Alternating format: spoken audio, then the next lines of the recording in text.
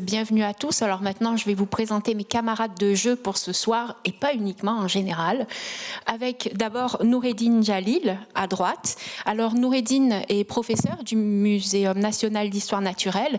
Il est spécialiste des reptiles mésozoïques, principalement de ceux d'Afrique du Nord.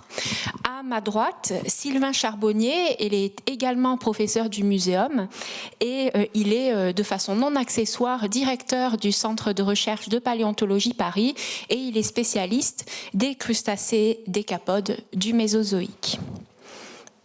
Ok. Alors, je vais un petit peu animer cette soirée et pour commencer, eh bien, avec mes camarades, on s'est dit que c'était intéressant, avant de nous lancer vraiment à discuter de la paléontologie du désert, de faire un point sur ce qu'est un désert, qu'on ait tous une définition commune de ce dont on parle. Alors, un désert, c'est un espace qui est durablement très sec parce que l'eau liquide y est rare en surface et cette eau elle est rare pour plusieurs raisons. D'abord ça peut être en raison d'une intense évaporation ou parce que les précipitations sont très faibles ou alors ça peut être une combinaison de ces deux caractères, de ces deux paramètres. Alors on connaît des déserts chauds, des déserts froids, mais quels qu'ils soient, les déserts ce sont des zones qui sont arides et qui présentent des écosystèmes et des paysages qui sont très particuliers. Alors aujourd'hui, les déserts, ils recouvrent un tiers des surfaces émergées du globe. Ça représente environ 100 fois la surface de la France. Et comme vous pouvez le voir sur cette carte derrière moi, des déserts, on en connaît sur tous les continents, à toutes les latitudes, et ils y prennent de nombreuses formes qui sont dépendantes de ces différents mécanismes à l'origine de leur aridité dont on vient de parler rapidement. Évidemment, les déserts, ils sont très étudiés par de nombreuses sciences naturelles. Ce sont des zones du monde qui sont scrutées par l'œil du géographe, par l'œil de l'ethnologue, l'œil du biologiste, l'œil du botaniste, pour ne citer qu'eux. Et ce sont bien évidemment aussi des zones qui sont intensément scrutées par l'œil du paléontologue. Et les paléontologues qui s'intéressent au désert, ils étudient de multiples questions qu'on peut synthétiser sous une grande interrogation générale que je formule de cette façon. Quelle histoire nous racontent les déserts d'aujourd'hui, de l'évolution de la vie et des paysages à l'échelle des temps géologiques? C'est à cette question que ce soir, Noureddine, Sylvain et moi avons choisi un certain nombre d'exemples pour animer nos discussions. Et ces exemples, on les tire de nos activités de recherche qui s'appuient aussi bien sur les abondantes collections de paléontologie du muséum que sur de nouvelles expéditions de terrain. Et je vais passer maintenant la parole à Sylvain. Merci Marie-Béatrice. Donc on va vous emmener dans un petit coin au Maroc. Donc là je vous ai mis, vous avez l'ampleur donc du Sahara, donc c'est le plus grand désert chaud du monde, ça je pense que vous le savez sans problème. Et donc on va aller dans un gisement paléontologique qui est situé quelque part par ici, à la frontière, pas très loin de la frontière entre l'Algérie et le Maroc. Donc c'est une zone désertique et comme l'a dit Marie-Béatrice, les paléontologues ils aiment bien les déserts, pas parce qu'ils sont chauds, pas parce qu'il y a ils les aiment parce qu'il n'y a pas de végétation. Et ça c'est aussi le propre des géologues, quand il n'y a pas de végétation, les surfaces des roches sont beaucoup plus accessibles. Il y a des phénomènes d'érosion aussi extrêmement intenses, que ce soit l'érosion, donc beaucoup d'érosion éolienne. Et donc ça permet d'accéder aux strates et donc aux fossiles plus facilement et surtout sur des surfaces qui sont incomparables par rapport à certains affleurements qu'on pourrait trouver en France. Donc le petit coin qu'on vous présente ici, donc sur la carte, donc le voilà. Donc il s'appelle Garasba. Et ce que vous voyez sur cet affleurement, c'est un espèce d'entablement, on est d'accord. Et cet entablement, il est constitué globalement de deux grands types de roches. Donc à la base, vous avez des roches, on va dire, sédimentaires plutôt continentales. Et au sommet, vous avez des roches qui sont marines. pour faire simple. Alors dans ce genre de zone, le paléontologue n'y va pas tout seul. Donc on peut ramasser des fossiles tout seul, mais sur ces vastes étendues, déjà c'est dangereux d'y aller seul. Et donc on y va en général en équipe. Donc là il y a une autre diapositive où vous nous reconnaîtrez et certains dans le public aussi se reconnaîtront. Donc ça c'est il y a quelques années donc à Garasba où on y va en équipe et ensuite il faut trouver les bons affleurements et avoir un petit peu de chance. Donc là je vous ai parlé, dans ce secteur, il y a à la fois des roches continentales, des roches sédimentaires, donc fluviatiles on va dire, et au-dessus des roches donc marines. Alors ça c'est lié à l'histoire générale de notre planète, et donc on vous a préparé 2 cartes paléogéographiques que je vais vous détailler un petit peu. Donc vous avez en haut la carte paléogéographique la plus ancienne. Alors on devine un petit peu les contours des continents. Et donc vous voyez, c'est une époque où vous avez l'Afrique qui est encore collée à l'Amérique du Sud, par exemple. Donc c'est un paysage qui était bien différent donc d'aujourd'hui. Donc on est à peu près il y a 115 millions d'années. Et vous voyez ensuite la deuxième carte paléogéographique, on est à peu près il y a 94 millions d'années. Et donc vous voyez que ce dispositif, les continents ont bougé. Donc ça, vous connaissez le moteur tous, c'est la tectonique des plaques. Et donc vous avez par exemple un océan qui a commencé à s'ouvrir entre l'Amérique du Sud et l'Afrique. Et puis vous voyez aussi au milieu de l'Afrique, vous avez un grand sillon marin qui... Donc tu peux peut-être le montrer. Voilà. Vous avez donc toute cette partie donc de l'Afrique qui est envahie donc par la mer. Et donc c'est ce qui explique qu'au départ on a des environnements où on a plutôt des dépôts fluviatiles. Donc c'est des fleuves, c'est des rivières. Il y a des lacs qui se mettent en place. Et puis à un moment donné, les choses changent et vous avez la mer qui envahit le secteur. Alors ça se fait pas en 5 minutes, on est bien d'accord. Hein, on parle en millions d'années. Et dans le paysage que vous avez vu, d'ailleurs on vous a mis un petit peu ce relief bien particulier. La base c'est le continental et la partie donc sommitale c'est le marin. Et donc il y a une grande transgression marine, c'est-à-dire que la mer a pénétré très profondément au cœur de l'Afrique pour déposer des dépôts marins, principalement des calcaires. Et donc on va les voir de plus près et je vais passer la parole à Noureddine. Merci Sylvain. Donc là, on a un zoom sur ces affleurements qu'on peut voir dans cette région du Maroc qu'on appelle les Kemkem. Et comme l'a dit Sylvain, on ne va pas seul, c'est vrai, donc c'est pas bien d'aller seul. Donc plus il y a de perdus, mieux ça vaut. Mais quand on fait un travail de terrain, la pluridisciplinarité, elle est très importante. Donc on y va, il y a des vertébristes. Moi, je suis un vertébriste, c'est-à-dire que je suis spécialiste des animaux qui ont des vertèbres. Il y a des spécialistes d'animaux non vertébrés, donc qui n'ont pas de vertèbres. Il y a des paléobotanistes, il y a des sédimentologues. Et chacun a un regard différent sur le terrain. Et on s'enrichit les uns les autres. On doit raconter une histoire. Et cette histoire, il faut avoir les mots. Comme par exemple, moi, je suis venu à la paléontologie par la biologie, je suis un paléobiologiste, mais il y a des géologues qui viennent à la paléontologie par la géologie. Et moi, quand j'ai commencé ma carrière avec une formation de biologiste sur le terrain, j'avais un regard de quelqu'un qui est un analphabète en géologie. Donc j'ai un besoin d'un sédimentologue qui me raconte l'histoire de ce paysage dans lequel je cherche des fossiles. Et là, vous avez donc Sylvain tout à l'heure vous a parlé de 2 niveaux différents, de deux formations différentes pour le commun des mortels. Tout ce qu'on peut voir ici, donc on peut voir à la base des sédiments que moi je dirais grossiers parce que quand on les regarde avec à l'œil nu, on voit des sédiments qui sont des minéraux ou des éléments qui constituent ces roches qui sont visibles à l'œil nu. Et puis vers le haut, vous avez des sédiments qui sont plus fins, et ça parle aux sédimentologues. Un sédimentologue qui regarde ça, un géologue, pour moi ou pour un non-géologue, il va voir juste des roches qui ont des formes différentes, mais pour le sédimentologue, il va nous parler de rivière, il va nous parler de delta, il va même parler du sens du courant de la rivière, dans quelle direction allait cette rivière, et il nous aide à reconstituer le paléo-environnement. Il y a bien sûr le paléobotaniste. Si on a de la chance d'avoir des plantes ou des grains de pollen, donc parmi vous, il y a certainement des gens qui ont une allergie au pollen. Donc l'air est riche, il se charge en pollen. C'est vrai, maintenant ça fait éternuer, mais pour le paléontologue, les grains de pollen, ce sont de très bons indicateurs sur les paléo-environnements. Donc il nous raconte des histoires sur les climats anciens, sur les flores anciennes.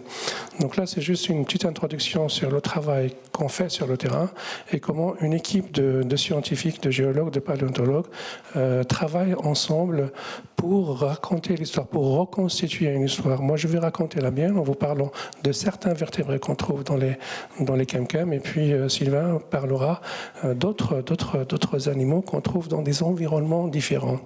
Et c'est pas par hasard qu'on a fait le choix de raconter cette histoire des Kemkem. C'est pas parce que juste c'est un désert qui nous raconte une histoire où il n'était pas désert. C'est parce que c'est une formation géologique qui n'est pas comme les autres. On va voir la richesse fossilifère de cette région et qu'est-ce qu'il nous raconte. C'est cette faune qui est une faune exceptionnelle. Il n'y a pas un gisement, il n'y a pas un musée dans le monde sans les fossiles des Kemkem. C'est une richesse extraordinaire. Et aussi parce que la recherche paléontologique française, il a une longue tradition de recherche dans la région des Kemkem. Quand on va les voir, les premières découvertes paléontologiques faites dans la région, c'était fait dans les années 30 du siècle dernier. C'était des géologues français. Pour ceux qui sont familiers avec la géologie, les pionniers de la géologie nord-africaine, donc doivent bien connaître Schubert. Schubert, c'est ce géologue qui avait découvert les premiers restes de vertébrés dans la région. Et c'est des restes fragmentaires, mais déjà fragmentaires, il nous parle de la richesse et de la paléobiodiversité de la région. Et l'importance de ces recherches a amené un paléontologue du Muséum national d'histoire naturelle, M. l'abbé de l'Avocat, qui est parti là-bas au cours de 5 missions de terrain. Il a fait des récoltes qui permettent aujourd'hui au Muséum national d'histoire naturelle d'avoir l'une des collections les plus riches en vertébrés fossiles. On a presque 3200 restes de vertébrés qui viennent de cette formation, qui ont été récoltés dans la fin des années 30, au début des années 40 du siècle dernier. Donc là, je veux vous donner une présentation non exhaustive de tout ce qu'on trouve dans les vertébrés, parmi les vertébrés des Kemkem, bien sûr en insistant sur ce qui fait. Je vais avoir un peu honte de moi parce qu'on pense toujours que les dinosaures, c'est ce qui est le plus important. Non, mais c'est aussi parce c'est ce qu'il y a de plus spectaculaire. Donc je vais vous montrer quelques restes de vertébrés dinosaures qu'on trouve dans la région, mais il n'y a pas que les dinosaures. Donc je dirais quelques mots sur la faune qu'on a trouvée dans la région.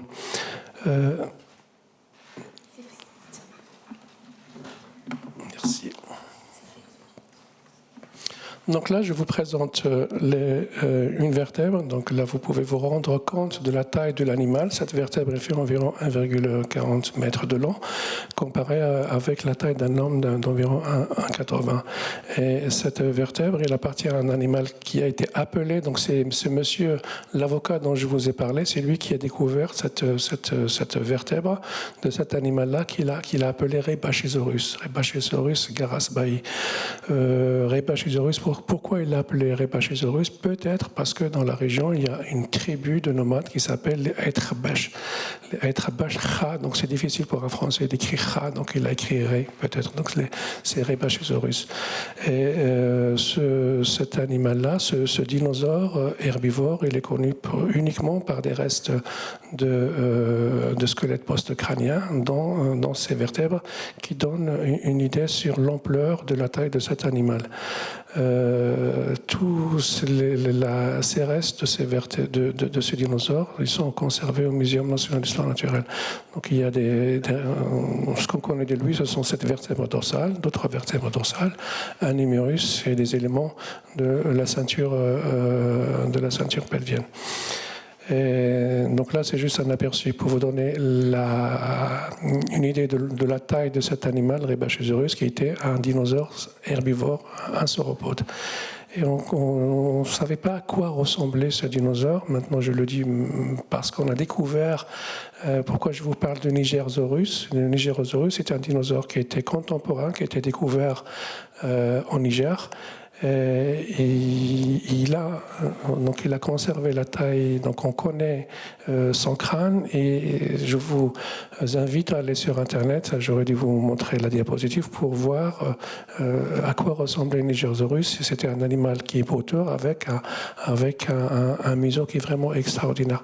Je vous parle de Nigersaurus parce que là c'est une idée qui m'est venue maintenant, parce que il a été dédié à M. Take qui a beaucoup travaillé sur le Niger. Donc c'est le Nigersaurus Taketi, et ce dinosaure il est vraiment très proche de Rebbachisaurus. Et grâce à ce Nigersaurus, on sait à quoi ressemble le Rebbachisaurus du Maroc. Donc je passe à notre dinosaure des Kemkem. Donc là, c'est un museau d'un autre dinosaure très spectaculaire, le Spinosaurus. C'est l'un des dinosaures les plus grands qui ait jamais été décrit. Donc on parle beaucoup du T-Rex. Le Spinosaurus était au moins aussi grand que le T-Rex. Et il était caractérisé par un museau qui est très allongé. Je ne sais pas si vous avez vu Jurassic Park, la deuxième partie. On voit un T-Rex en combat qui combat un Spinosaure. C'est le Spinosaure. Et c'est un animal avec son museau très étroit. On pense que c'était un animal qui avait un régime carnivore. Donc il se nourrissait de poissons. Et donc là, vous avez une idée de la taille de l'animal. Récemment, il a fait la une des médias parce que pour la première fois, donc, il y a des études qui ont montré qu'il s'agissait d'un dinosaure aquatique. Et à part les oiseaux actuels, à part les oiseaux marins qui sont bien sûr des dinosaures, on ne connaît aucun dinosaure non avien qui nageait dans l'eau. Cette hypothèse reste très débattue parce qu'il y a d'autres recherches plus récentes qui mettent en doute ce mode de vie très aquatique de Spinosaurus. Et là, je vous ai ramené un moulage. Vous pouvez avoir une idée de la taille du museau de cet animal. Et tout à l'heure, si on a le temps, vous pouvez venir pour voir la taille des dents et la taille de ce fragment du museau. Donc je vous présente un autre. On peut le faire circuler, oui. Et ça s'appelle Rovia.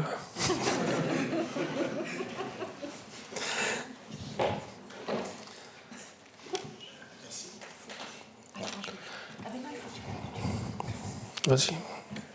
Ok. Donc là, je vous présente d'autres dinosaures qu'on retrouve dans les Kemkem. Là, vous avez un dinosaure qui s'appelle le Carcharodontosaurus saaricus. C'est le plus grand. C'est le plus grand de ces deux dinosaures. Et pour ceux qui connaissent donc le Carcharodontosaurus, ça veut dire le dinosaure aux dents de requin. Parce que la première fois, quand il a été décrit, quand il a été nommé, c'est vrai qu'il a été nommé par des chercheurs français sur la base de deux dents qui ont été trouvées dans les années 30 du siècle dernier en Algérie.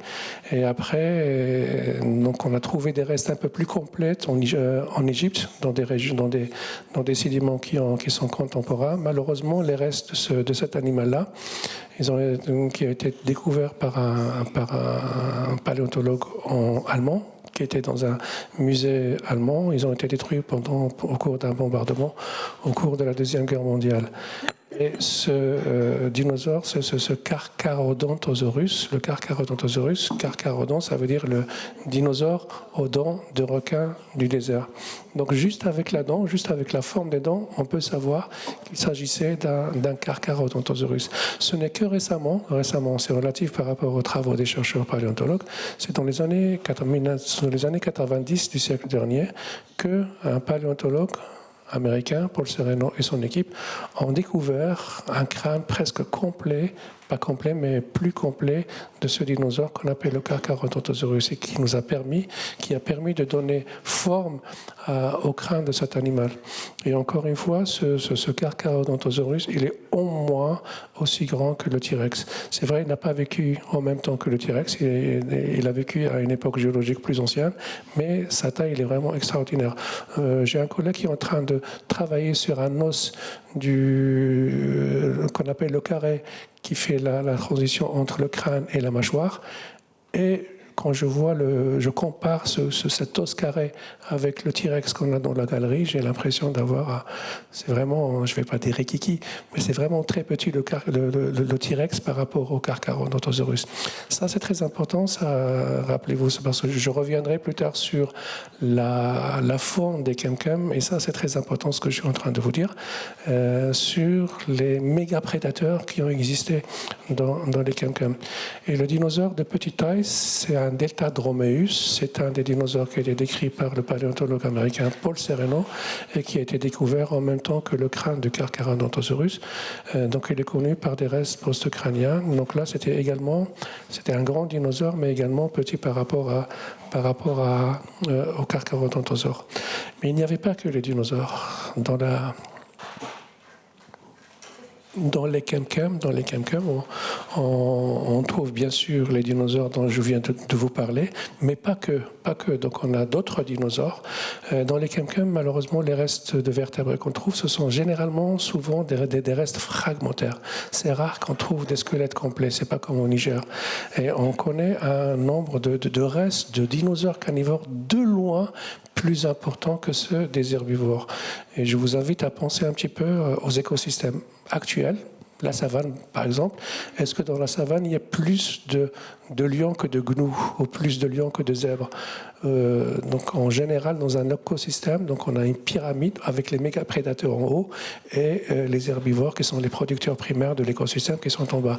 Dans les Kemkem, c'était l'inverse. Donc on avait très peu de sauropodes, mais des méga prédateurs, beaucoup de méga prédateurs. Donc on pense que les Kemkem avaient un fonctionnement, l'écosystème des Kemkem, un fonctionnement totalement différent, inédit dans les écosystèmes actuels. Et en plus des dinosaures, donc on a des crocodiles, on a des tortues, on a des serpents, on a des lézards, on a des grenouilles, des sortes de salamandres, et une grande quantité, un grand nombre, une grande biodiversité.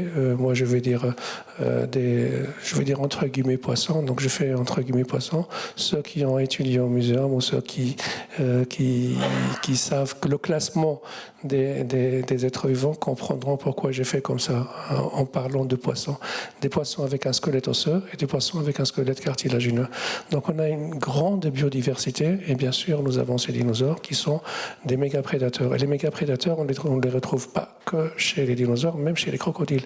Il y avait des crocodiles qui étaient de très grande taille, des ptérosaures également de très grande taille, qui montrent un petit peu la spécificité et l'unicité des faunes des Kemkem.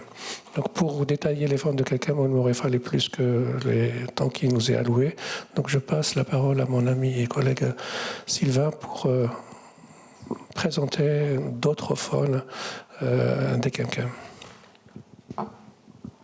Donc on va passer à des organismes beaucoup plus petits. Donc donc les dépôts continentaux dont on vous a parlé dans l'introduction, c'est des dépôts qui font des épaisseurs considérables. C'est plusieurs centaines de mètres d'épaisseur. Donc il y a plusieurs types d'environnements qui se sont enchaînés les uns après les autres. Donc c'était pas que fluviatile, c'était que pas des petites rivières. Parfois c'était des plus grandes, des plus petites. Et il y a certains niveaux extrêmement fins où on a pu découvrir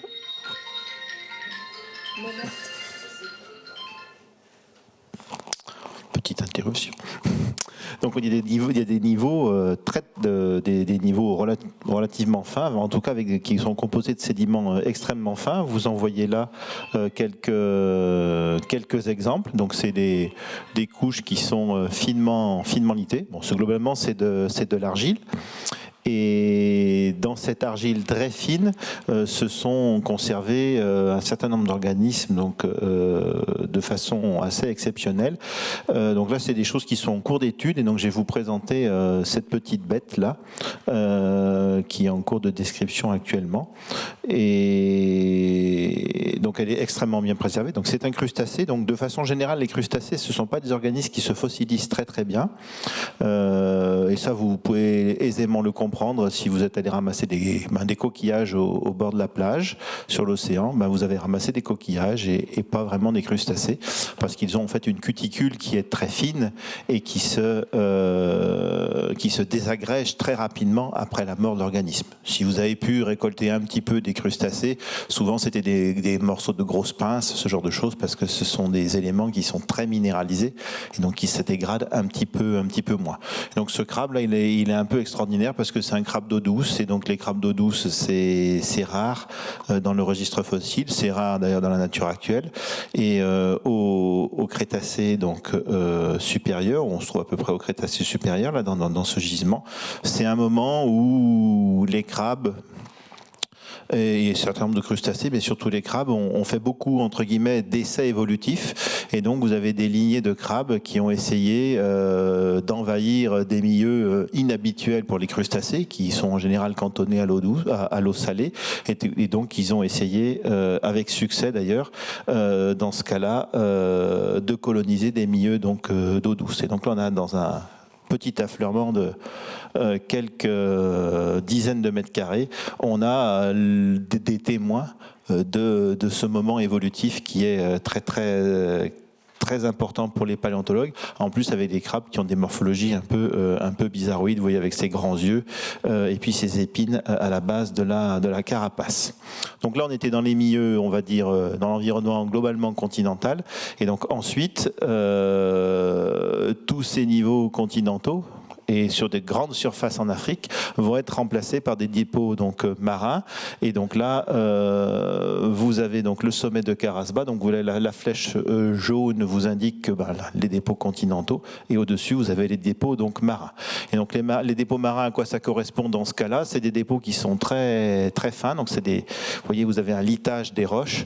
Donc c'est un milieu sans doute relativement peu profond, très calme, dans lequel se sont donc déposés des boues carbonatés. Et ces boues carbonatés, en général, elles sont assez propices à la fossilisation des organismes qui vivaient dans ces... En fait, c'est dans ces deux sortes de lagons qui étaient donc protégés en fait de la mer, on va dire, de la mer agitée. Donc là, on a une autre diapo. Vous voyez un peu, donc parfois les dépôts peuvent être un peu perturbés, mais on voit très bien là le litage extrêmement régulier. Au-dessus, vous avez vu, c'est un petit peu contourné. Alors ça, c'est lié en fait au fait que l'environnement correspondait à une sorte de lagon et que sans doute de temps en temps, comme la tranche d'eau était peu épaisse, le lagon s'asséchait. Et donc quand vous asséchez donc une pièce d'eau, les minéraux se concentrent et vous avez des minéraux salifères qui peuvent se déposer. Et plus tard, ces minéraux salifères vont être remobilisés, vont essayer de s'échapper parce qu'ils sont très peu denses et ils vont avoir tendance à déformer les couches géologiques. Donc là, ce que vous voyez au départ, c'était tout bien horizontal, et plus tard, on va dire le sel ou les sulfates qui se sont déposés un moment au fond du lagon, plus tard, ils ont tendance à percoler et à déformer les couches. Donc ici, on est donc au sommet on peut voir la suivante, voilà, donc ces calcaires lithographiques très fins. Bien évidemment, ils sont exploités. Alors, ils sont exploités un petit peu de façon anarchique, on va dire, mais donc il y a des carrières, en fait, des carrières artisanales où les gens du secteur essayent de récupérer des fossiles. Alors c'est pas très gros, on va voir après quelques images, mais ne sont jamais très très grands ces fossiles. Vous avez la taille d'un crabe, alors on voit pas l'échelle, je sais plus, ça fait 5 cm. Donc vous voyez, c'est pas énorme, et même sur le terrain, vous avez vu la carrière, elle était quand même petite, on peut revenir, elle était petite, et vous avez un énorme tas de déblais. Alors ça se délite bien, mais en fait, si vous n'avez pas... En fait, les locaux récoltent principalement les petits spécimens, pas forcément les très grands, ceux qui sont visibles à l'œil nu. Et quand nous, paléontologues, on va venir sur place, on va s'intéresser surtout au remblai, parce que c'est souvent ce qui reste. Mais dans le remblai, c'est extrêmement riche, notamment de petits organismes, et notamment donc le fameux crabe que je viens de vous montrer. Donc voilà, ce petit crabe, mais d'autres organismes, d'ailleurs, on vous les a amenés. Donc vous voyez qu'ils ne payent pas de mine, donc on va vous les faire passer. Vous avez un petit isopode, vous voyez, ça fait 3 cm. Alors les isopodes, c'est des sortes de, on va dire, de cloportes marins. À côté, vous avez une petite donc glyphée. Donc ça, c'est des organismes qui étaient très diversifiés dans le passé, avec plusieurs centaines d'espèces. Et dans la nature actuelle, il n'y a plus que 2 espèces qui existent. Et donc ça a été une redécouverte en fait dans les années 70, puisque ce groupe-là des glyphées était essentiellement connu dans le registre fossile, au Jurassique, au Crétacé, avec beaucoup d'espèces. Et c'est que dans les années 70 qu'on a découvert que le groupe n'était pas éteint et qu'il y avait des représentants encore dans la nature actuelle. En dessous aussi, j'ai mis un petit crabe. Et donc ça, c'est typiquement des organismes donc marins. Donc on a un environnement, on a une roche, le calcaire, très fin, donc c'est plutôt un milieu de lagon, et on a essentiellement des crustacés d'eau salée classique dans ce cas-là. Donc ça, c'est des faunes qu'on est en train d'étudier actuellement. Et vous voyez, c'est assez petit. Et donc le retour de la mer donc au Crétacé supérieur donc en Afrique permet donc d'enchaîner avec un autre type de milieu désertique. Merci. Alors, Sylvain vient de nous faire une incursion dans le monde des invertébrés centimétriques. Je vais continuer dans ce sens-là en vous disant eh bien que les grosses bêtes, c'est pas tout en paléontologie, loin s'en faut. Et pour vous montrer ça, je vais vous amener à plonger très loin vers les grands fonds marins à plusieurs milliers de mètres sous la surface des océans, vers ces zones que pendant très longtemps on a considérées comme étant totalement dénuées de toute forme de vie. Alors aujourd'hui il nous reste énormément de choses à comprendre de ces milieux-là, de ces zones dans notre planète, mais on sait par les explorations, par la recherche, eh bien que ce sont des milieux qui sont très complexes, qui sont très hétérogènes, avec effectivement des grandes étendues comme celle que vous voyez derrière moi, où la vie est extrêmement rare. La vie est rare parce que la nourriture est rare. Donc ce sont des déserts entre guillemets au sens biologique. Il n'y a pas beaucoup de vie. En revanche, si on continue notre exploration, eh bien, on se rend compte à quel point le milieu est hétérogène en rencontrant ce qu'on pourrait qualifier et ce qu'on peut qualifier d'oasis sous-marins. Et ces oasis, ils sont construits autour d'une source alimentaire qui est assez exceptionnelle dans ces milieux-là, avec par exemple ce que vous voyez ici, eh bien, le cadavre d'une baleine dont se repaissent différents animaux. On continue notre exploration et on va trouver bien évidemment les aujourd'hui très célèbres sources hydrothermales qui sont bien des zones où sur les grands fonds marins sont émis des fluides qui sont chargés en différents composés chimiques qui normalement sont toxiques pour la vie. Eh bien dans ces milieux-là, les conditions sont telles que certains organismes ont réussi à s'adapter à ces conditions de telle façon que eh bien on retrouve autour de ces zones d'émission de fluides eh bien des écosystèmes qui sont d'une richesse exceptionnelle. C'est ce que vous voyez derrière moi, avec plus particulièrement à gauche les, je pense, célèbres aussi vers tubicoles, les vers qu'on appelle les vers riftia. Alors, un autre exemple de à quel point ces communautés, ces oasis des grands déserts sous-marins peuvent être exceptionnelles, c'est cette photographie qui vous montre l'abondance exceptionnelle autour de ces zones d'émission de fluides, eh bien de crevettes hydrothermales. Donc, le paléontologue, il va aussi pouvoir s'intéresser à ces oasis des grands déserts sous-marins et pour faire ça, eh bien, il va aller lui aussi sur le terrain avec pour objectif, comme vous ont montré les garçons, eh bien, de retrouver des restes fossilisés de ces oasis sous-marins. Et un des exemples très importants quand on travaille sur ces thématiques nous amène en réalité pas très loin d'ici, dans la Drôme en France. Pourquoi est-ce que la Drôme est importante quand on s'intéresse à ces questions?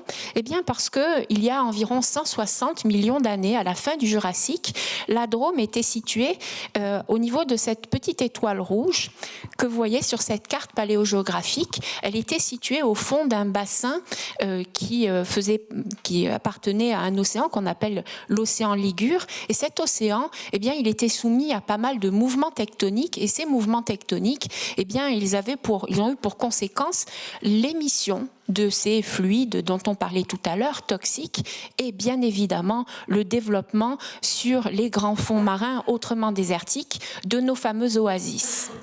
Alors, eh bien, on va sur le terrain. On va sur le terrain et on sort de la voiture une fois arrivé à proximité de notre zone d'intérêt, et voilà le paysage qui s'offre à nous, absolument pas désertique, mais qui pour autant nous permet de plonger dans ces milieux totalement exceptionnels. Et ce qui va nous intéresser, je vais essayer, c'est ces zones grisâtres ici un petit peu au second plan. Donc on y va. On se ferait un chemin dans les forêts et on avance. On avance petit à petit et on arrive au bout d'un moment face à ces structures assez exceptionnelles du point de vue du paléontologue et du géologue qui illustrent nos fameuses oasis sous-marins entre 165 et 155 millions d'années. Alors, on va se concentrer sur la photographie de droite qui, peut-être, ce qui vous marque l'esprit, c'est à quel point cette photographie, elle est dominée par ces dépôts ici noirs qui, vous le voyez peut-être pas, mais qui sont très fins, qui sont absolument pauvres en fossiles et qui en réalité eh bien, correspondent à ces dépôts des grands fonds marins, de nos déserts sous-marins qu'on a vus tout à l'heure.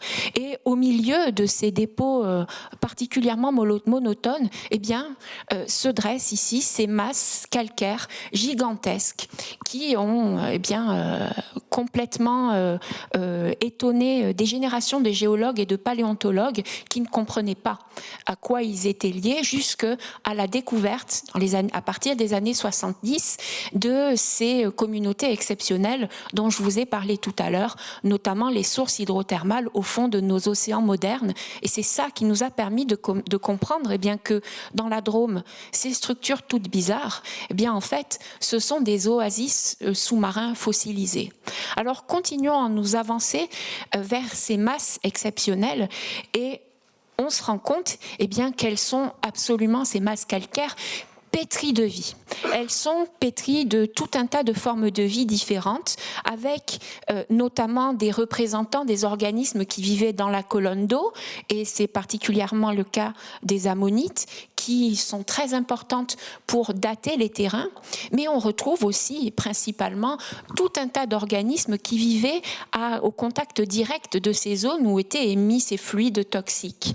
Alors, nos prédécesseurs ont décrit ces communautés. Ils ne les comprenaient pas trop au début, mais ils les ont décrits sans trop savoir qu'ils étaient en train de décrire ces oasis sous-marins.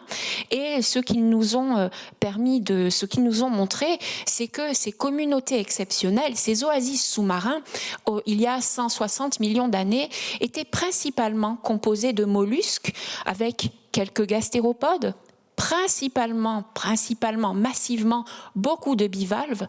Et ça, c'est typiquement ce qu'on observe aujourd'hui dans nos oasis sous-marins de nos océans actuels. Ces communautés, il y a 160 millions d'années, elles contenaient aussi quelques échinodermes. Et cette espèce-là, elle est très, très intéressante parce qu'elle nous permet de dater nos différents oasis dans cette zone de la France, les uns par rapport aux autres. C'est très, très important pour comprendre leur évolution. Alors, jusqu'à il y a peu, eh bien, ce qu'on appelle la micropaléontologie n'avait jamais posé ses yeux sur ces masses un petit peu exceptionnelles, et les microfossiles n'avaient jamais été étudiés. Alors, qu'est-ce que c'est les microfossiles?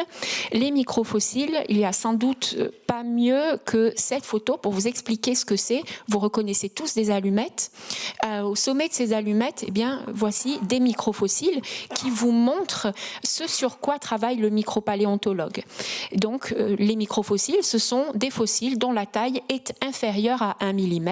Et là, vous avez les deux extrêmes de taille de ce sur quoi on peut travailler. À gauche, ici, c'est tout petit, c'est ce qu'on appelle un radiolaire. C'est un organisme planctonique, marin, qui se forme un petit squelette en silice. À droite, il est quand même suffisamment dodu pour commencer à vouloir passer vers les macrofossiles, mais pour autant, c'est un microfossile, c'est ce qu'on appelle un foraminifère. C'est un organisme marin unicellulaire, c'est pour ça qu'il fait partie des microfossiles, qui se fait une petite coquille en calcaire. Et ce dont je vais vous parler maintenant, eh bien, ce sont des organismes dont la taille est un petit peu intermédiaire et qu'on appelle les ostracodes. Alors, ce que vous allez voir maintenant, imaginez qu'ils ont la taille d'un grain de sable. Et on est relativement bon.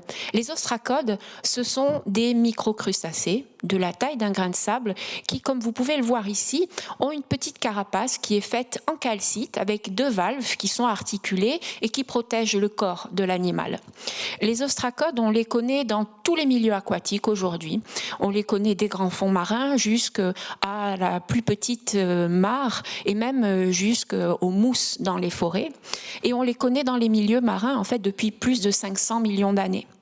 Et pourquoi est-ce que c'est important d'étudier les microfossiles? Eh bien parce que ce sont les bases des chaînes, la base des chaînes alimentaires. On ne comprend pas l'évolution d'un écosystème si on s'intéresse que aux gros composants. Pour comprendre un écosystème, on doit comprendre tous ses composants. Donc c'est extrêmement important d'étudier ces micro-organismes. Et donc, eh bien, je vous annonce que nous avons trouvé énormément d'ostracodes dans nos oasis sous-marins de la Drôme et que ce sont en plus les plus anciens qu'on connaît dans ces milieux-là. Et je vous en présente ici quelques illustres représentants qui, à l'œil du paléontologue, nous apportent énormément d'informations. D'abord, ils nous disent que ces oasis, il y a 160 millions d'années, ils se sont créés, ils se sont formés entre 1000 et 1500 mètres de profondeur, et il nous montre que ces ostracodes, eh bien, ils occupaient en fait différentes positions dans les chaînes alimentaires. Certains broutaient des microalgues qui formaient des tout petits, des tapis très fins autour des zones d'émission de fluides. D'autres se nourrissaient de matières en décomposition, et celui-ci que je pointe là, il est exceptionnel parce que c'est possiblement l'ostracode le plus ancien qu'on connaisse qui a été capable de mettre en place ce qu'on appelle une chimiosymbiose, c'est-à-dire une relation symbiotique, une association intime entre lui et une bactérie qui lui permet de s'adapter à ces milieux. C'est le plus ancien qu'on connaisse qui a été capable de ça. Alors, en intégrant tout ce que je viens de vous dire, la micropaléontologie et les invertébrés, voici ce qu'on considère maintenant comme une illustration fidèle de ce qu'étaient nos oasis sous-marins il y a 160 millions d'années dans la Drôme, où vous reconnaissez peut-être des ammonites, nos mollusques, pour Sylvain quelques crustacés, et vous ne les voyez pas, mais maintenant vous les avez bien dans l'œil, quelque part, un petit peu partout en fait, partout les ostracodes. Et je repasse la parole à Noureddine. Merci Marie-Béatrice. Nous ne pouvions pas finir cette conférence sans une pensée pour Philippe Taquet qui nous a quittés hier. C'est quelqu'un qui a marqué de son empreinte le Muséum national d'histoire naturelle. Nous sommes dans la Grande Galerie de l'Évolution. Il était à l'époque directeur du muséum quand la Grande Galerie de l'Évolution a été rénovée. Philippe Taquet également, c'était un grand ami du Maroc. C'est quelqu'un qui a sillonné les 3 continents, plusieurs continents à la recherche de fossiles. Il a été au Laos, il a été en Mongolie, il a été au Niger. C'est le découvreur l'un des gisements les plus importants en Afrique de dinosaures, les gisements de Gadoufawa. Pour ceux qui ont visité la grande galerie la galerie de paléontologie, vous ne pouvez pas rater le Sarcosuchus qui est au milieu de la galerie. C'est à Philippe Taquet qu'on doit la découverte de Sarcosuchus. Donc il a étudié avec une autre collègue du muséum, France de Broye. Donc là, c'est juste pour avoir une pensée, un petit hommage, parce qu'il mérite plus que ces quelques minutes pour qu'on rende hommage à sa mémoire. Et une pensée pour Philippe Taquet qui a marqué le muséum et qui a également marqué tous ceux qui ont eu le bonheur de croiser sa voie. Et merci pour votre attention.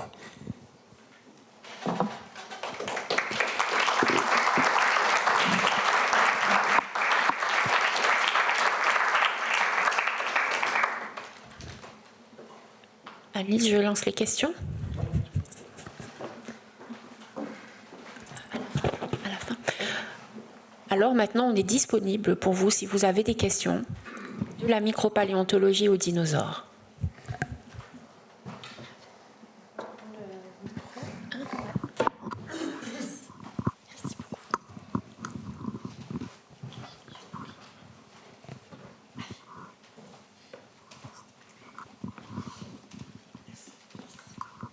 Oui, bonsoir. J'ai des petites questions à vous poser. Je vous les pose groupées, mais elles ne sont pas très longues comme ça. Je voudrais savoir pour quelles raisons ces fameuses oasis de vie sous-marine qui dégagent les fluides toxiques continuent à exister en ce moment sous la mer et celles de la Drôme, elles sont apparemment taries. Donc qu'est-ce qui les fait se tarir une fois à l'air libre? Ou est-ce qu'il en existe encore qui émettent des fluides à l'air libre? Ça, c'est la première question. La deuxième, qu'est-ce qui vous permet de dire qu'un crabe que vous trouvez, le fossile est d'eau douce ou marin? Est-ce que vous trouvez encore du sel dans les couches où vous trouvez les fossiles, ou il y a quelque chose d'autre qui vous permet de dire ça? Et puis, est-ce que vous avez commencé la conférence en disant que les déserts, la définition des déserts, c'est l'absence, ça peut être chaud ou froid, mais c'est l'absence de vie ou de végétation, si j'ai bien compris? D'eau. Absence d'eau. La rareté d'eau liquide. Ah, ça c'est la définition. Donc, tout ce qui se trouve au pôle Nord n'est pas considéré comme des déserts polaires. Si, ce sont des déserts froids. L'eau liquide. C'est un désert, la définition, c'est la rareté de l'eau liquide. Donc, on a des déserts polaires, le pôle Nord, l'Antarctique, oui. Mais il y a de l'eau liquide puisqu'il y a de l'eau qui tombe sous forme de neige, non? Elle tombe, la neige, c'est pas liquide. Mais après, elle se liquéfie, non? Non. Il n'y a pas d'humidité sur le sol? Ça se liquéfie très peu. Non. La neige, c'est de la glace, en fait. Donc, c'est pas liquide. Non, ce sont des zones désertiques. D'accord. On verra tout à l'heure la carte. Oui, c'est à cause de la carte que je vous posais la question. Donc, ce sont bien des déserts au pôle Nord. Oui, ce sont des déserts froids. Merci. Sylvain, tu veux? Oui, pour répondre à la question sur l'émission des fluides actuels et fossiles. Donc, dans la nature actuelle, donc, on a plusieurs zones d'émission de fluides. Alors, il y a de grands types de fluides en fait. Vous avez des fluides, on va dire, chauds, donc les sources hydrothermales, qui sont en général aux limites des plaques tectoniques, donc au niveau des dorsales océaniques, donc là où la croûte océanique se forme. Vous avez tout un mécanisme de recyclage, l'eau de mer qui s'infiltre dans les fonds océaniques, qui se réchauffe et qui ressort chargé en minéraux, donc au niveau de ces oasis sous-marines. Donc là, vous avez des fluides extrêmement chauds, chargés en soufre, en fer, etc. Et donc à partir de ça, vous avez toute une série de micro-organismes qui vont ne pas faire la photosynthèse, ils vont faire la chimiosynthèse, et ça va être le début de toute cette oasis. Mais parfois, il arrive que l'aride médio-océanique, elle s'arrête parce qu'il n'y a plus de magma dessous, ou elle s'est déplacée de quelques kilomètres, et donc l'oasis disparaît. Donc ça, on le sait, dans la nature actuelle, on peut trouver des sources hydrothermales qui se sont taries naturellement parce qu'il y a une faille qui a joué, parce que les fluides des endroits se sont imperméabilisés par certain nombre de minéraux. Après, vous avez d'autres types de fluides qui sont plus les fluides, on va dire, hydrocarbonés, donc des sources de méthane, par exemple. Et donc ça va se retrouver par exemple au niveau de certains talus continentaux. Vous avez des accumulations gigantesques de sédiments qui se tassent, et au milieu de ces sédiments, vous avez de la matière organique. Et cette matière organique, à force de s'accumuler, de se tasser, en fait, elle va se transformer. Elle va se transformer en hydrocarbures, en pétrole entre guillemets, et aussi un certain nombre de gaz, de fluides, notamment du méthane. Et ce méthane, il est très léger, et donc il va avoir tendance à suivre les fractures du fond marin et à faire des espèces de sources sous-marines. Et là, dès que ça émerge au fond de la mer, vous êtes sûr, la vie adore la vie, hein, donc vous êtes sûr que là vous avez des organismes qui vont venir commencer à exploiter ce méthane et être à la base d'une chaîne alimentaire qui est un peu particulière, là c'est ce qui est lié donc aux remontées de méthane. Alors après, si on passe dans le registre fossile, eh ben, on trouve dans les sédiments des espèces d'anomalies sédimentaires, Marie vous l'a bien dit, hein, dans des niveaux, on va dire, d'argile ou de marne, de calcaire argileux très fin, où il n'y a quasiment rien, tout à coup, pouf, on trouve une masse calcaire, plus ou moins grande, qui est pétrie de coquillages à l'intérieur. Et en fait, ça a été découvert, ça, dans le registre, les géologues du passé avaient découvert ça. Ils s'étaient aperçus d'anomalies un peu dans les zones de bassins sédimentaires. Ils s'étaient aperçus qu'il y avait oui. Il y avait des espèces de ces anomalies. Et donc, c'est plus tard qu'on a interprété que ces masses pétries de coquilles étaient liées à des sources sous-marines. Et en plus, maintenant, on a la géochimie. Donc, on peut prendre la roche. On peut analyser les isotopes, donc les différentes variantes du carbone ou de l'oxygène. Et donc, en fait, ils ont des signatures fossiles qui ressemblent aux signatures actuelles. Et donc, on peut vraiment les lier. Je pense que là, il faudrait peut-être juste rajouter par rapport à votre question, pour que vous compreniez bien ce qu'on essaie de vous dire, c'est que l'exemple de la Drôme, de ces oasis qu'on retrouve à terre, c'est que, eh bien, ils ont été pris dans les mouvements tectoniques. Ce sont d'anciennes zones d'émission de fluides, la vie, etc. Mais ce sont des zones qui ont été prises dans les mouvements tectoniques et que maintenant on retrouve à terre. Ce ne sont pas des zones qui il y a quelque temps étaient actives et qui se sont taries. Ce sont vraiment des oasis très anciens, pris dans des mouvements tectoniques et qu'on retrouve à terre. Mais à terre, on ne retrouve jamais une oasis active? Non, non. On retrouve dans certaines zones, en fait, alors ce sera un petit peu particulier. Il y a des endroits, par exemple des geysers ou certaines zones un petit peu particulières où on a des communautés un petit peu similaires, mais comme eh bien, il y a la lumière aussi, il y a l'activité, l'influence de la lumière, on est dans des conditions qui sont très différentes. Sylvain, tout à l'heure, vous a parlé de photosynthèse. Ceux qui pourraient être similaires qu'on peut toucher de nos mains directement, on a des conditions très différentes parce qu'on a de la photosynthèse aussi. Donc c'est complètement différent. Je ne sais pas si notre explication est claire.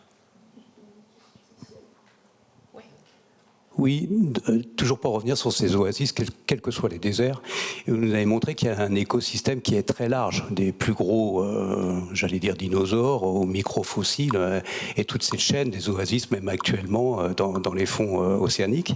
Est-ce que vous avez appris quelque chose sur la chaîne de prédation par rapport à la masse de données que vous avez obtenue? Comment elle était organisée pour pouvoir survivre justement dans le temps? Parce qu'en dehors d'avoir des apports, j'allais dire minéraux, il y avait toute une chaîne de prédation qui s'est conservée pendant des centaines de millions d'années. Est-ce que vous avez appris des choses là-dessus? Je commence peut-être pour les grands fonds marins et après je laisserai la parole peut-être à Noureddine. Pour les grands fonds marins, ce que je ne vous ai pas dit, mais c'est fondamental pour répondre à votre question, c'est que on connaît peu de choses. D'accord, sur les grands fonds marins aujourd'hui, et on connaît pratiquement rien sur les grands fonds marins du passé. Donc ce que je vous ai présenté là, c'est les premières données qu'on a sur ces micro-organismes, c'est vraiment le début du travail. Donc on commence à peine, ce que je vous ai dit à la fin en vous disant voilà, on a certains ostracodes qui broutent sur des tapis bactériens, d'autres qui se nourrissent de matières en décomposition. Dans quelques temps, je pourrais répondre à votre question mieux, mais pour l'instant, ces différents compartiments des chaînes alimentaires dont je vous parlais, on commence à peine à remplir de données. Donc on a des données en bas, on a des données en haut, et il nous manque encore pas mal de choses. Donc dans quelques temps, on en reparlera peut-être. Noureddine ? Donc moi, je vous sors de la mer pour revenir dans les Kemkem, il y a 100 millions d'années, où c'était un écosystème. Donc j'ai parlé d'un écosystème qui ne ressemble en rien à ce qu'on voit actuellement. dans la mesure où les mégaprédateurs étaient très nombreux et beaucoup plus abondants que le reste, du moins beaucoup plus abondants que ceux des herbivores. Quand on voit la nature actuelle, la production donc animale, donc c'était plutôt l'inverse. Donc là, c'est ce qu'on voit. Et c'est même pas un biais parce qu'on a également, ces animaux sont représentés par les empreintes de pas. Parce qu'il y a un niveau, au niveau des Kemkem, où il y a des restes de pas de ces dinosaures, où les restes de dinosaures carnivores sont plus nombreux que ceux des herbivores. Donc on ne peut que supposer, avoir des hypothèses sur comment cet environnement fonctionnait, comment cet écosystème fonctionnait. La plupart des paléontologues qui se sont intéressés à la question s'accordent à penser que c'est surtout cet écosystème survivait ou existait grâce à la production qu'on retrouve dans le milieu aquatique. Donc c'était une grande rivière, c'était une grande delta avec beaucoup d'animaux aquatiques, beaucoup de poissons, et que cet écosystème donc, a été fondé pour sa chaîne alimentaire sur la production de ces cours d'eau. Merci beaucoup Noureddine. Une dernière question avant de se quitter. Bonsoir, merci pour la présentation et je vais essayer d'être court. Deux questions, deux échelles. Une fois encore sur la chaîne trophique des Kemkem. C'était juste pour revenir sur la question de monsieur, je ne suis pas sûr d'avoir bien compris. Du coup, les proies du plus bas étage de la chaîne trophique, on va dire, donc à la base de chaîne alimentaire, elles étaient en plus grand nombre où il y avait une plus grosse biomasse des proies, si j'ai bien compris. Et du coup, c'est ce qui permettait l'existence de beaucoup d'individus au top de la chaîne trophique, donc les grands prédateurs. C'était ça ? Ce qu'on observe, c'est qu'il y a le nombre de prédateurs et de méga-prédateurs était très nombreux. Donc, dans un écosystème actuel, comme il aurait fonctionné actuel, donc on ne pourrait pas avoir un écosystème fonctionnant selon la dynamique qu'on peut voir dans les écosystèmes actuels, où normalement on devrait avoir beaucoup plus d'herbivores que de carnivores. Dans les Kemkem, on a l'inverse, on a beaucoup plus de restes et une biodiversité plus importante de carnivores. Donc, comment expliquer cela? Que c'est certainement ces animaux-là, c'est la production, donc ce sont des animaux qui se nourrissaient, donc l'écosystème fonctionnait certainement grâce à la production aux animaux qu'on retrouvait, qu'on pouvait fonder sur la production qu'on retrouve dans les cours d'eau et dans les rivières. Donc l'écosystème était fondé sur la production animale qu'on pouvait trouver dans les cours d'eau. Parfait. C'est l'hypothèse qui est avancée pour le moment. Merci beaucoup. Et une mini question sur les riftia aussi dans les fonds marins. Donc avec les fossiles, on avait vu qu'il y avait la même diversité qui est observable aujourd'hui, avec des bivalves, il y a des moules, il y a des huîtres, il y a des oursins qu'on a vus, les échinidés, et les riftia qu'on voit dans les fonds marins actuels, à côté des fumeurs. Est-ce qu'on n'en a pas de traces fossiles parce qu'ils n'étaient probablement pas présents, ou est-ce que c'est le fourreau qui se conserve mal et l'organisme même qui fossilise mal? Alors, les riftia ou assimilés, leurs ancêtres, on va dire, on en avait en fait, on en connaît dans le registre fossile jusqu'au Paléozoïque, et d'ailleurs ils sont très utilisés pour développer de nouveaux outils de géochimie dont parlait Sylvain tout à l'heure, mais en l'occurrence dans les sites que je vous ai montrés, on n'en retrouve pas, mais aussi en raison de la nature des fluides qui sont émis. Sylvain tout à l'heure vous a parlé de différents types de fluides, des fluides chauds, des fluides froids. Là, on était dans le cas de fluides froids. Les fluides froids, c'est pas forcément là, en général, c'est pas là qu'on retrouve le plus de riftia. C'est plutôt dans les fluides chauds. Donc, on en connaît, mais pas là. Et ça paraît cohérent, en fait, avec la nature de l'environnement. Super, merci beaucoup.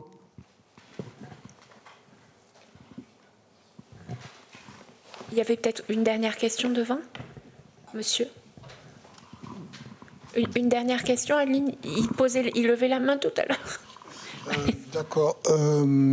Concernant le genre Anour, c'est-à-dire les batraciens contemporains, donc vous les trouvez dans la même couche géologique que les dinosaures, c'est ça? Oui, les anours, ils ont coexisté avec les dinosaures, sauf que ce sont des petits, leurs restes sont très petits. Les plus anciens anours connus, ils datent du Trias, il est encore plus ancien. Et vous pouvez même le voir dans la galerie de paléontologie. On a un anour qui est exposé et qui vient du Trias malgache. On en parle parce que c'est pas aussi grand qu'ils sont très fragiles, donc il faut avoir beaucoup de la probabilité pour qu'ils soient conservés et de loin. moins grandes que lorsqu'on trouve des restes de dinosaures. Et il faut tamiser, donc il faut avoir des sédiments qui sont relativement fins et qui se prêtent à la conservation et surtout à trouver ces dinosaures. Oui, on a trouvé des anours et qui appartiennent au même groupe que les anours actuels et qui ont coexisté avec les dinosaures, même comme les mammifères d'ailleurs. Très bien, eh bien, écoutez, je crois que ça va être le mot de la fin. On peut encore les remercier très chaleureusement. Bravo.